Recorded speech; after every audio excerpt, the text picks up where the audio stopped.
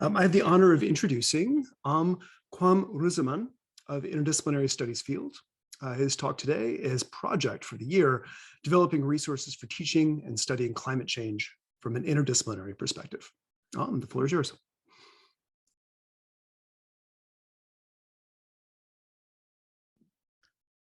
I believe you're muted.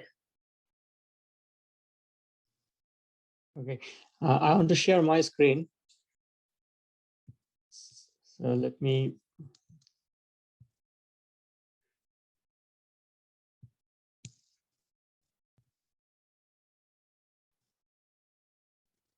So welcome everyone to my presentation. I just want to present my topic, my project. So I'm trying to develop resources for teaching and studying climate change from an interdisciplinary perspective. And I work at the interdisciplinary studies field. And I'll try to give you an overview and the difference between single disciplinary and interdisciplinary teaching and research of climate change related topics. So first of all, my observation is that climate change is an existential threat, and it requires an interdisciplinary approach to study and address it. Not just to study, but also to address it, and how from our standpoint, our students' standpoint, we can contribute to addressing climate change. So we can think about an interdisciplinary teaching and research on climate change, including involving our students.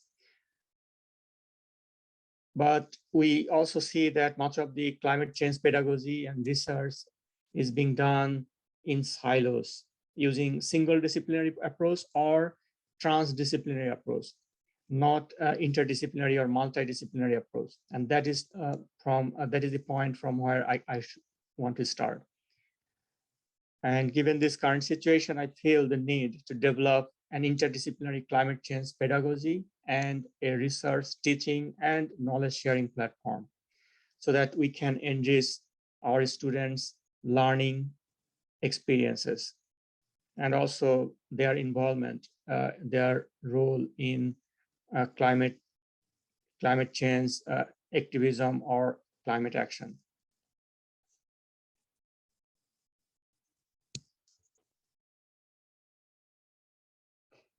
Now, what is the difference between a single disciplinary and an interdisciplinary approach to climate change? When we talk about climate change, we often focus on carbon dioxide emission or other greenhouse gas emissions, and we see it in Paris Agreement or other major climate-related policies. And it looks like we can only address climate change by reducing carbon dioxide emissions, but that might not be the case. Global warming is not the only issue that we are facing today from a sustainable development perspective. So I would like to just explain here why we need an interdisciplinary perspective. We can see that from the Stockholm Resilience Center's planetary boundaries framework, that there are 9 planetary boundaries, and 5 of them already exceeded the safe operating zones. And you can see that climate change is one of the 5 planetary boundaries that have been overused, along with biosphere integrity, land system use, biochemical flows, and novel entities, including plastic pollution and other chemical pollution. So climate change is not the only threat that we are facing today. Our existence is under threat because of all planetary boundaries that are now exceeding the safe operating zone. So all these planetary boundaries are working in interaction with each other. They are not working separately or in silos. That is my claim here, that only focusing on climate change is not going to solve our problem, because climate change, for an analytical purpose, we can think this planetary boundaries separately, but it is very much integrated with other planetary boundaries. For example, biosphere integrity, where biodiversity loss is related to climate change. When we have deforestation, we are losing carbon sinks. And for urbanization, for plastic pollution, we are also losing vital ecosystem services that could help us to deal with climate change. So only thinking about carbon dioxide emissions or greenhouse gas emission is not going to address the critical issue that we are facing today, just in terms of climate change, but also in terms of other planetary boundaries. So we need an interdisciplinary perspective to deal with this problem. And here the key term is dealing with it or addressing it. And that focuses on praxis. That is understanding the problem and acting to solve it.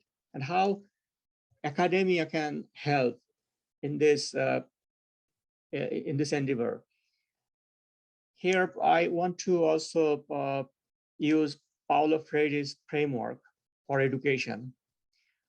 And Paulo Freire defines praxis as a combination of action and reflection to facilitate the analysis of a problem and a remedial action to address it. And Paulo Freire observed that the whole education system was one of the major instruments to maintain the culture of silence. And that means here that all educational departments work in silos and they do not talk to each other. For example, many of the policies that are developed by economists may be only focusing on economic growth, but not looking at its the policies externalities in terms of the environment, ecosystem, and things like that. So we need to talk to each other. When we suggest a policy, we need to see how that can have planet-wide impact. And today we have reached to a point where it looks like the whole issue of climate change and sustainable development is going out of control, beyond our control to solve this problem. So here, to break the silence, the culture of silence, and interdisciplinary pedagogy can help. That is my argument. And at the UC Berkeley campus, we have a few interdisciplinary programs like interdisciplinary studies field where I work that allow our students to choose their own courses and write a senior thesis based on original research. And from here, I want to start to engage a student in climate research and climate pedagogy. Most ISF courses already have some direct or indirect components of climate change and sustainable development, but we need to think about how we can synchronize different courses that we offer to focus on some interdisciplinary topics on climate change, or looking at climate change from different disciplinary perspectives. For example, I teach courses like health and development, spatial topics in interdisciplinary studies, and supervised independent study and research for upper division measures. And in each of these courses, I try to offer an interdisciplinary perspective on climate change. for example, as part of health and development, I wanted students to develop some websites so that they can reach their views, they can spread their views to others. And they wrote a policy brief relating climate change and other issues like health, food insecurity, environmental health, occupational health, and so on.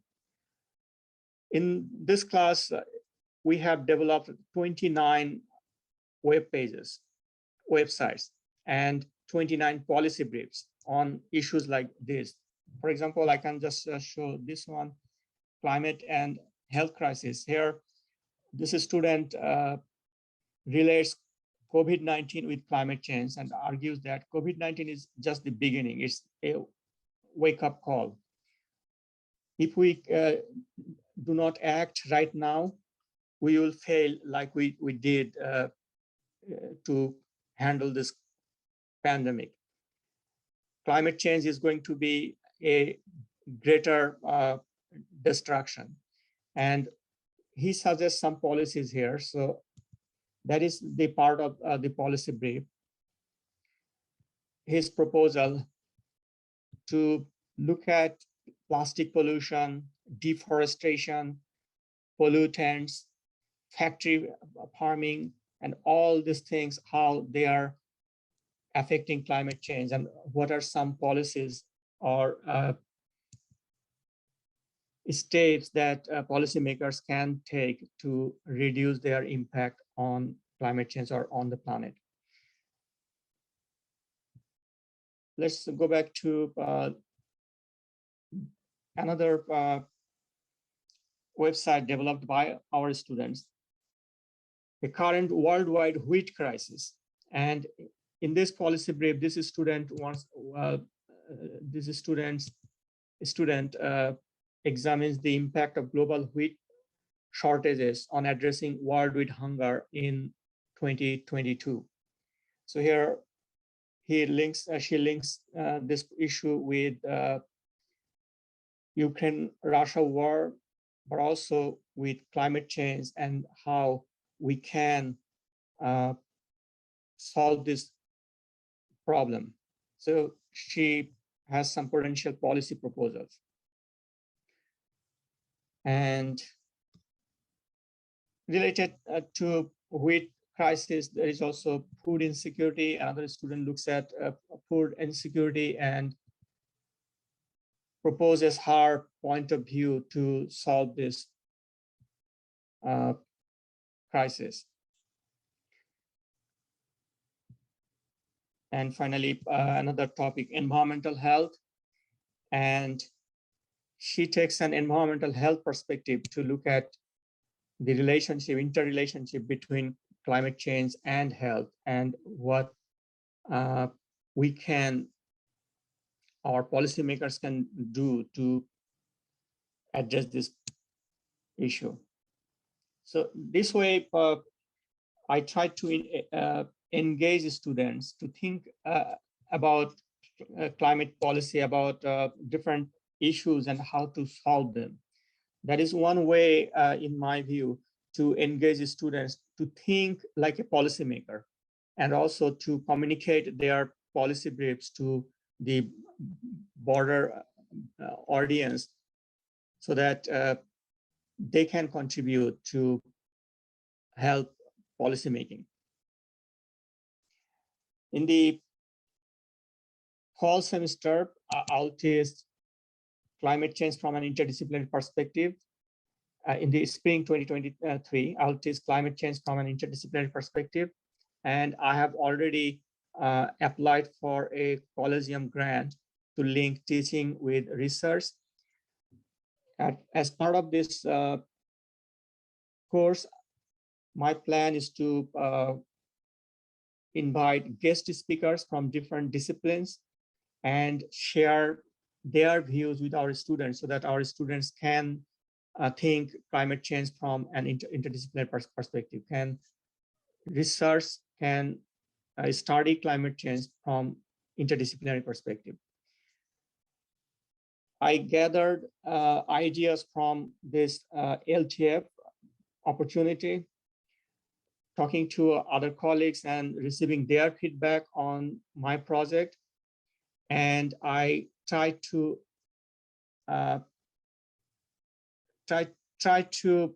develop a core website as a knowledge sharing platform. I also took the suggestion to connect with our sustainable development goals undergraduate research group and the Chancellor's Advisory Committee on Sustainability to connect our students to the campus-wide activities that are going on in relation to climate pedagogy and research. And if I get the Collegium grant, I will also develop a core team of students who will maintain the website and will do other networking activities with SARC and CACS and other researchers on campus or beyond the campus. And as part of a supervised independent study and research, I recruited 7 students who are part of the Sustainable Development Goals undergraduate research group. And the good news is that we have already published 2 papers. One was published in Berkeley Scientific Journal, and the other one was published in a journal of Global South. We worked on wildfires and the related health impact of wildfires through smoke. And now we are working on climate change and COVID-19 to empirically analyze the relationship between climate change and COVID-19.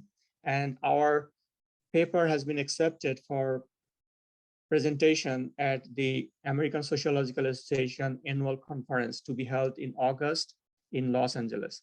So we are going to present our paper and receive feedback so that we can finalize this paper and again publish it in a good journal.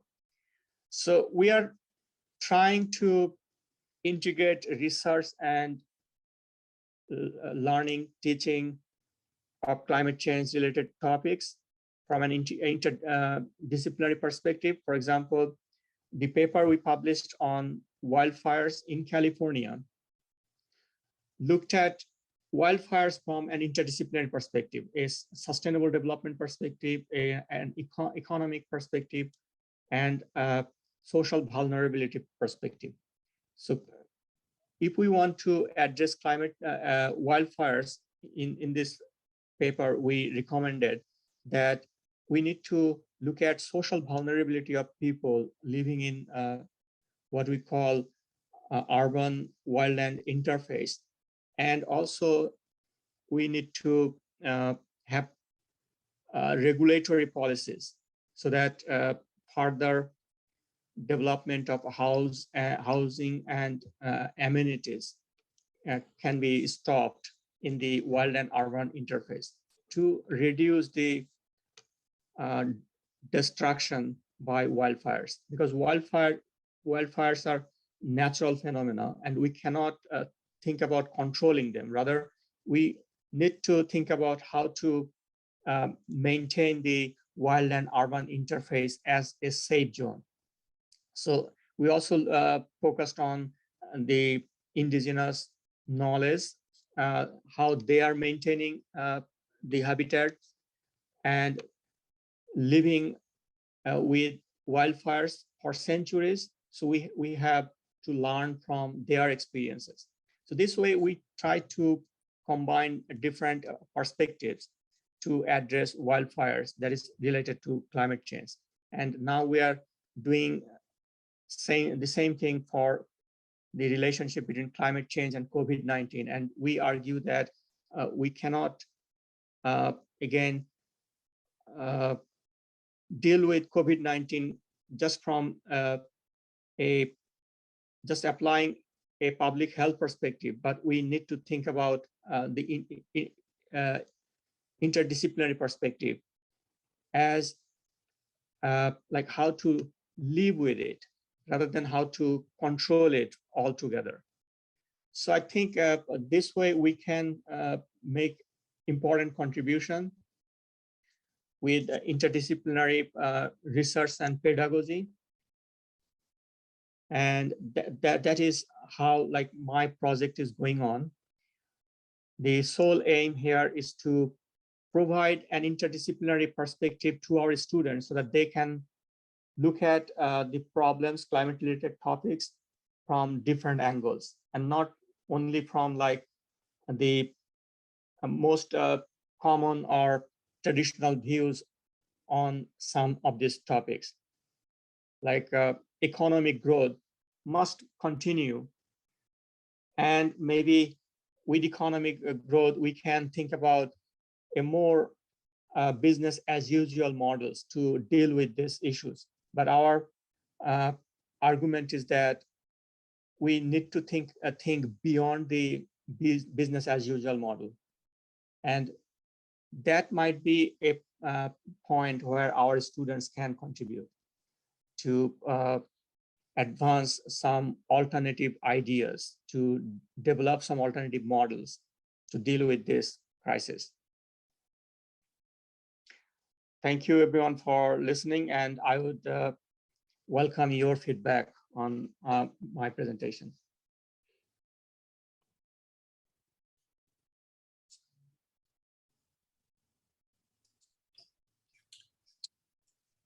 So the room will change over here in just a couple of minutes, but if there's any questions as Melissa is prompting or observations, certainly it seems like an extraordinary opportunity and a crucial moment, right, for our students to really see the opportunities here beyond sort of siloed fields.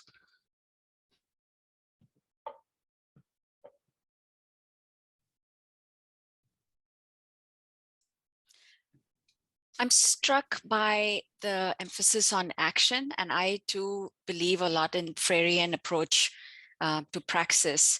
I'm curious about how the student research is translated into an understanding of power, and who actually has the power to translate research into policy that can be implemented and enforced. Good question, also very complex to answer. I think that we are starting with communication. So we are trying to develop some websites, and we are posting our blogs, our policy proposals on websites, and we are hoping that that will it will take time, but over time it can reach to policymakers, or at least campus-wide, our administrators who may heed to some of these suggestions. So that will be like the first step. But on a bigger scale, I also discussed with our students that they can connect to the broader movement, the climate movement that is going on, like Fridays for Future. So they can be part of the bigger environmental social movement, social justice movement, and that way they can contribute. But we are also looking for like more concrete and doable avenues to contribute in this area.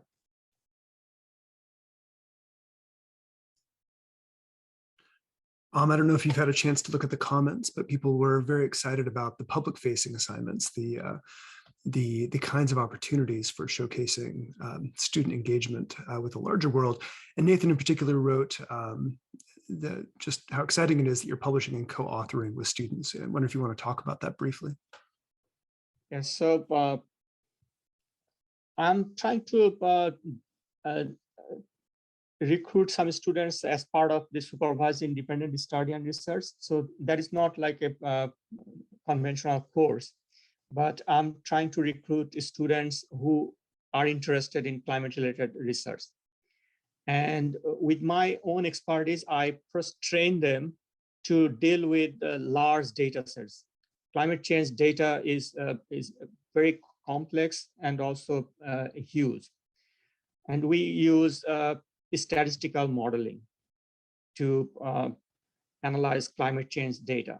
So for example, for the COVID-19 climate change and COVID-19 project, we are using the World Health Organization data set on COVID cases and deaths.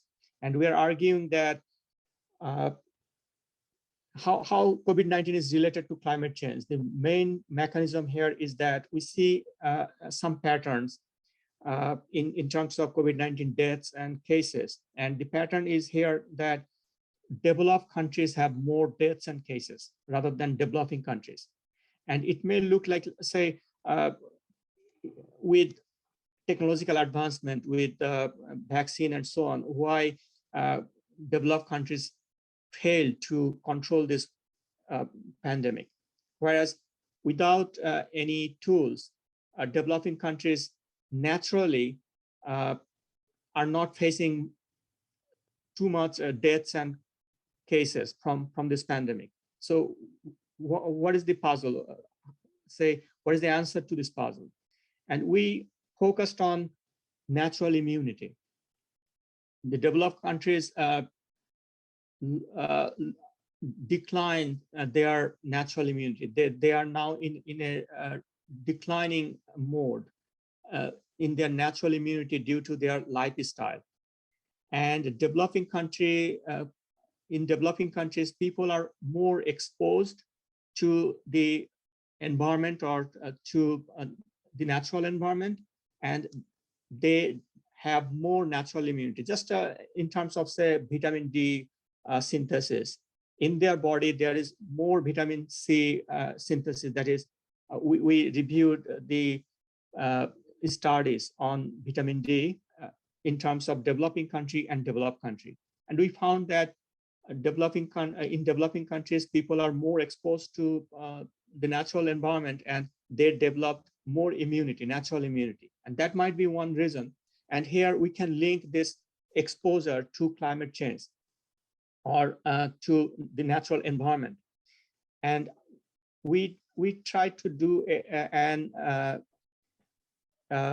what is called IV regression model, instrumental variable regression model. And in our instrumental variable regression model, the temperature or changing average temperature, annual average temperature as the instrument. We can see here that more warm countries have less deaths and cases compared to colder countries. So climate change is related to this global warming or temperature change. And temperature change first affected the level of economic growth. In colder countries, there are more economic growth, and that also created the problem of natural immunity decline in developed countries. So this is a huge, complex situation, and we did the modeling of all these causal mechanisms, and we tested those mechanisms and found that climate change is related to COVID-19 cases and deaths. Fascinating. Thank you so much. I'm so sorry to have to cut you off. I want to make sure Ivy gets a chance for the next round.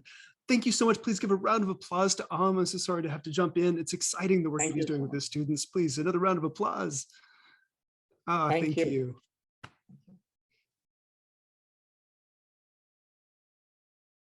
This year, I had the pleasure of working with Ivy Mills in the history of art, and her project over this year, designing hybrid museum assignments for history of art instruction. Please welcome Ivy. Thank you so much, Ryan. It has been such a pleasure working with you and Michelle and the cohort of LTFers this year. It's been incredibly stimulating. I've learned a lot. And I'm really excited about this project. So I am going to start with a little bit of context. So this project is focused on the development of hybrid museum visits, but that also can include remote or virtual. I think there's sort of different modalities of hybrid here. But I'd like to start with the more general context, which is the context of the museum visit in history of art instruction. Museum visits and the examination of objects and collections. So we kind of do both. We might look at objects that are, for example, held in the Hearst collection, which is not actually displayed in a museum, but it is still part of a physical collection of objects. And we might want to examine those objects in person. And this is absolutely fundamental to history of art instruction. Well, for multiple reasons. The first one, which is perhaps the most obvious one, is that in-person visits enable students to see and engage with individual artworks in ways that are not possible when one looks only at 2D images of the original works. Now, the examination of 2D images is also really central to what we do as history of art instructors. Most of our instruction involves looking at what used to be slides and now take the form of PowerPoints. And so we are usually looking at reproductions, usually photos taken of original artworks. And that's what we use in class, that's what we use to teach for the most part. And then we have these very special moments in the semester where we actually get to look at the objects in person. You know, and of course, when it comes to looking at sculpture, which is a 3D object, being there in person is important. There are certain artworks that are installations or that are immersive or that involve sound, or even there's performance art that involves action. There are, you know, paintings that are richly textured. Perhaps the only works that are really sort of satisfying to look at in the sort of digital 2D form are digital artworks and perhaps photographs. So the other thing that's really important for us in history of art instruction is how the museum visit enables students to see how these institutions, how these spaces contextualize art and invest it with various meanings. And this whole question of contextualization is incredibly important in the history of art, because what we do is to try to understand art within its historical context and within other kinds of contexts as well.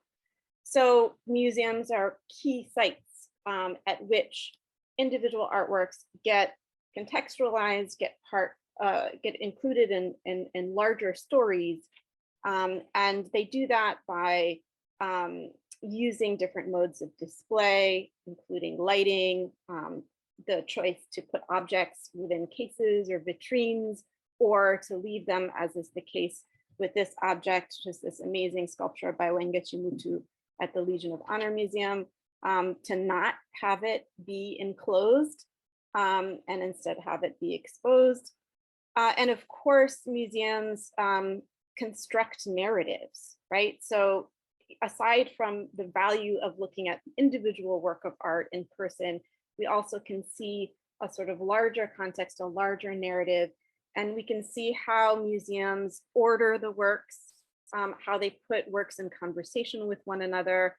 We can also look at how the works get contextualized and inserted into a narrative through labels and through wall text. And of course, those are all things that one can't entirely grasp from, you know, again, just a simple 2D examination.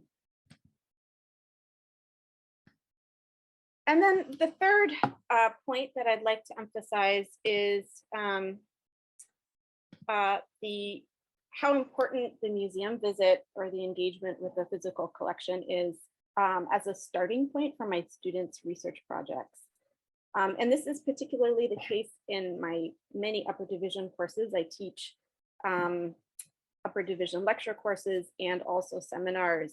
And in most of those courses, I have my students choose an object from the permanent African collection of the De Young Museum, or an object that is in our collection at the Hearst Museum, or an object they encounter at the Museum of the African Diaspora, or in the many other places where African art is on display in the Bay Area.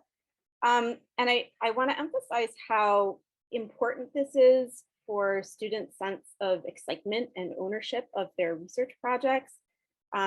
There's definitely this sort of discovery component to this, where you're walking in a museum, you haven't been told this is what you have to write your paper on, and you're having this experience, and then there's an object that is really intriguing to you, catches your eye, and that you really want to learn more about. And so, the research projects that my students produce, using this visit as a starting point, tend to be really wonderful, because they tend to be so engaged and excited about it. So, going to the museum is wonderful. It's been a really important part of my instruction for many years. It's rewarding. The students love it. They always say in their student evaluations that it's the high points of the class. But recently, we have experienced many challenges when it comes to trying to continue to do these museum visits. The first and most obvious one was teaching during the pandemic. Because classes were on Zoom and museums were closed, obviously we could not continue to visit museums in the way that we had before. And so the big question for me became, how do you replicate the experience of the museum visit in all that the students learn from these visits for a remote course? And in spring 2020, I really had to figure this out very quickly, because I was teaching HA27, which is a course I'm going to talk about in a minute. It's a lower division introductory lecture course on African art and visual culture. And because the shelter-in-place order went out in, I think it was early to mid-March, they hadn't yet done their second museum visit, which was to the De Young Museum and to the Berkeley Flea Market.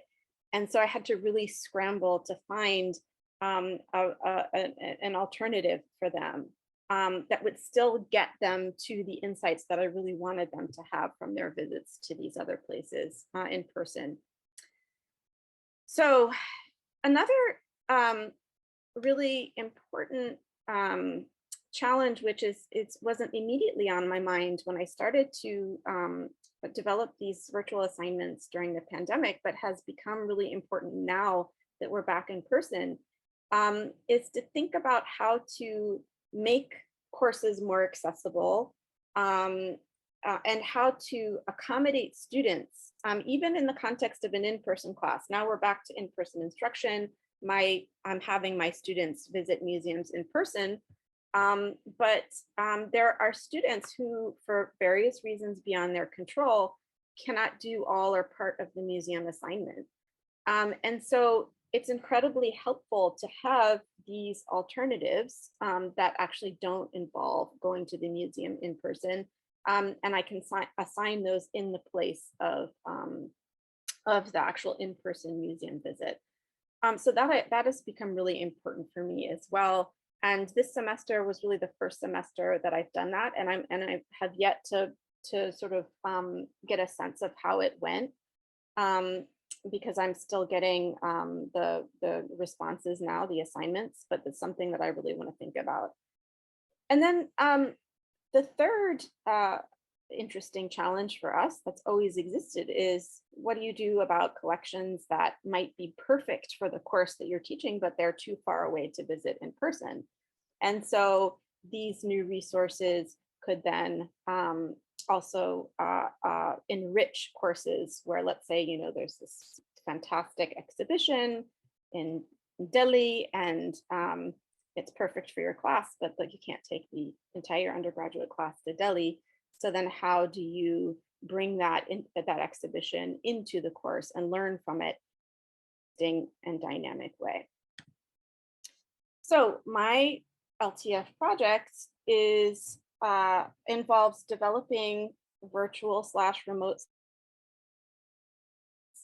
and I've been beta testing them in my courses on African arts and visual cultures. I'm getting a notification that my internet connection is unstable, so I'm sorry if it cuts out. I've produced a survey for a history of art instructors to get a sense of their needs and their experiences with this kind of assignment. And I'm soliciting from my colleagues helpful resources and ideas that they might have for the project. And people's needs may be different. They may be different from mine. And so I want to take those into account. I'm also locating and compiling resources, particularly the new ones that have been developed during the pandemic. I mean, there are all of these resources that we did not have in 2020 when I first started to design these assignments. And that is because museums were obliged to find ways to share their exhibitions, to share their collections, and to keep keep visitors visiting even remotely. So I want to continue to compile resources that instructors can draw from as they design their own assignments. So part of the deliverable that I'm going to talk about in a minute involves links to helpful resources. And then the deliverable that I would like to produce, I'm working on right now, initially in the form of a WordPress or Weebly site, walks instructors through the process of designing a virtual museum visit. It also shares sample assignments that I've developed, and perhaps also that other people have developed, if they're willing to share them with me, and also provides links to resources. My model, at least for the kind of website iteration of this project, is the Geopedagogy Weebly site that a former LTFer, Josh Spelin, produced. And so this gives you a little idea of what I hope the site will look like. And then I wanted to just very quickly, because I have a feeling I may be running out of time, I want to share a sample project that I developed. And the first iteration of this project was developed in 2020 after the shelter-in-place order went into effect. So this course, Visual Cultures of Africa, is a lower division lecture course that introduces students to the rich and diverse artistic traditions of sub-Saharan Africa, with an emphasis on historical traditions that are reactivated today by contemporary artists. So the idea is to both cover historical arts and contemporary arts, but to link them very explicitly. The course is not structured chronologically, as many art history courses are, but instead it's structured thematically. So there's a unit on portraiture, another on monuments, among others. And then there is one titled Museum Futures that asks students to think critically about how African art has been displayed in Western museums, and how also we might imagine a different future for Western collections, many of which contain objects that were looted from Africa and should be returned. We're thinking both about, not only about how Western museums have displayed African art, but also the question of restitution is an important part of the unit. And also thinking about an exciting future, possible futures for museums, not just in the West, but in Africa. I'm going to quickly look at the chat just because I'm not sure how much time I have here. Okay, so there are two core assignments aside from the midterm and final exams in this course, and they are both written reflections on 2 museum visits. So the museum visits are absolutely central, at least in the assignment sequence in the course. The first visit in the spring happens in February, is usually to the Museum of the African Diaspora in San Francisco, which is just a fantastic museum. It's my favorite museum, and I recommend that you go if you haven't been there before. And it has temporary exhibitions of of contemporary works by artists from Africa and the African diaspora. So this is not a permanent collection. It changes usually about every 6 months. They install new exhibitions. And so I never know ahead of time what's going to be in the exhibitions, but there is almost always an explicit connection to the course materials. So that actually ends up being really fun because I can connect whatever is on display to different units in the course. And this semester, this is an exhibition on the works of Omoyoko Boafo, who's a Ghanaian portrait artist, and it's connected very well to our unit on portraiture. So that's the first assignment. The second museum assignment, which is, as I said, explicitly linked to the Museum Futures unit, asks the students to visit the permanent African collection at the De Young Museum in San Francisco. So that's a collection that is on display. There's a room devoted to it. It's looked like that for years and years and years. Hopefully they will change it because it's problematic in many ways. And that's one of the reasons why I have the students look at it and do this assignment. And I have them compare their experience at this collection to their experience visiting the Berkeley Flea Market, which is at the Ashby BART station, where there are several stalls where African objects are displayed and sold. And so the idea is to kind of compare and contrast these experiences. Okay, so quickly then, I'm just including the prompt for this, and this will be this is the original prompt for the De Young and Ashby Flea Market. This is, I mean, a really fantastic assignment that the students really love doing, that they get so much out of. And this is really these are the key questions that I ask them as they move through the museum. I want them to really be thinking about what conventions of display are used, and particularly in this case, why is it so dark when in the rooms that have Western art, the lighting is bright. How are the objects grouped? Do they really feel like they learn something from the labels? And the idea is for them to really think critically about how problematic many of these conventions of display that are used specifically for African and other non-Western art traditions, and think about why they're displayed in this way, and connect it to sort of colonial tropes of representing Africa, African people, and African objects. So this is the virtual alternative that I developed when my students could not go to the De Young. And it's meant to be this very fun escapist assignment where instead of going to the De Young did not have any useful virtual materials. So I couldn't design this kind of assignment on the De Young, but I found wonderful materials for the Musée du Quai Branly, which is in Paris. And it ended up just being so perfect for this assignment. I was very skeptical about, the ability of this kind of assignment to really teach students what I wanted them to get from the in-person visits, but I was so pleasantly surprised. It just worked so well.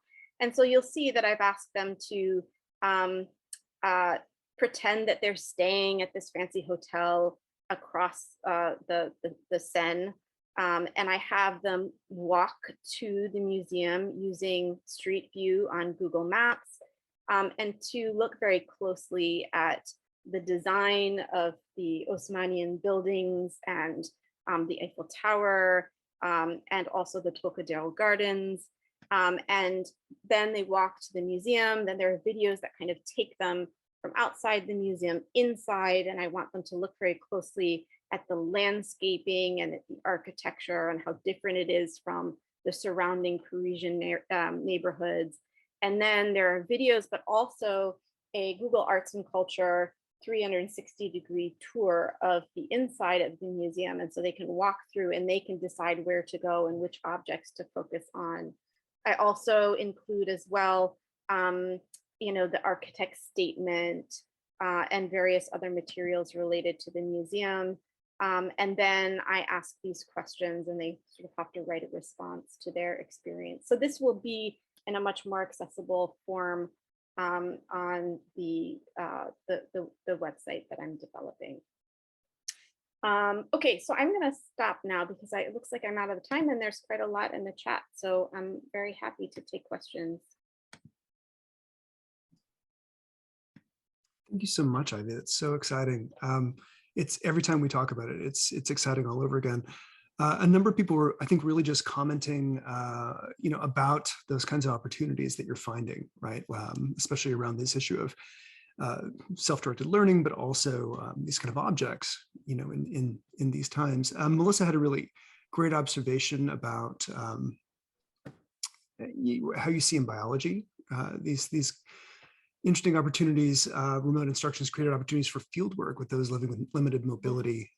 Avi was excited about the MOAM building. It's absolutely wonderful. Glinda was talking about the inventive alternatives. And I just want to take a quick note. If someone has a question, we really welcome it. I'm obliged to mention that technically the rooms are shifting over here in just a second, but we could fudge just for a sec.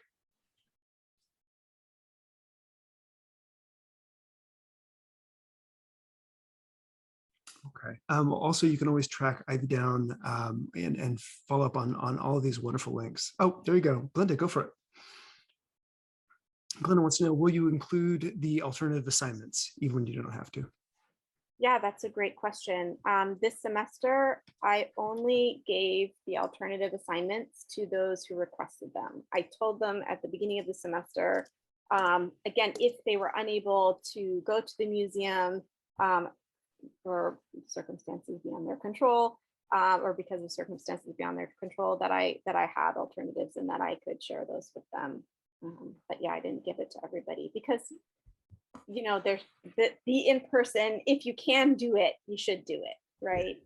So I didn't want students to feel, okay, I'm just gonna stay home and not do the museum visit, because that's certainly what happened with class, because I was recording all of my lectures and posting them. And so the majority of the students decided to listen to the lectures at home. And that was unfortunate. And Ivy, just a quick note, Rick just put a number of excellent links in the chat, and that the BAM Rosie Lee Tompkins exhibition was wonderful. Yeah, I love that. Actually, I shared that with the LTF group as just sort of a wonderful model.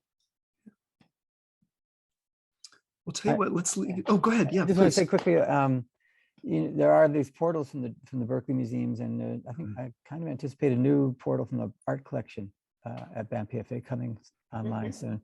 And I just know from working with them that the staff are all overwhelmed. It's sort of a difficult thing, but I wonder, could you have your students interview or talk to maybe the curator or maybe the person who's responsible for education, who might have some more time for outreach, and get a little bit more from what the portals say, sort of challenge some of the things that are on the portal, get responses, that kind of thing. Right. Yeah, I in one of my courses, we did a remote session here. I wouldn't say it was virtual, it was more of a remote session with Katie Fleming, who works at the Hearst. And, we could really kind of get into very critical conversations. Was in one of my upper division courses about the sort of origins of the African collection at the Hearst. And then also, she helped us learn how to find materials in the website and so forth. So yeah, I think there are a lot of different things that we can do. And sometimes we engage directly with artists and curators. Yeah, really great. There's a new newly appointed African curator at the DM. For many years, the DM had no African curator, and so there was really nobody to talk to. I mean, I tried over and over and over again, and yeah, there was no one to talk to, and that's also why that collection is so it's so old and so problematic. So I'm hoping that she'll make some important changes.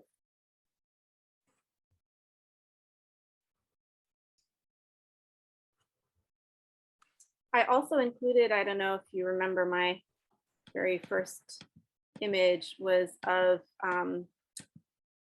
my HA27 students several years ago visiting the Berkeley Art Museum. And this is the former director, Larry Rinder, who took us on a tour. This was the Architecture of Life exhibition that he curated, and this is a Dogon spirit ladder from Mali, right in front of a fantastic Rosie Lee Tompkins quilt. And so this was amazing because he took us around and talked about the African art objects that he included in this exhibition. So yeah, it's amazing.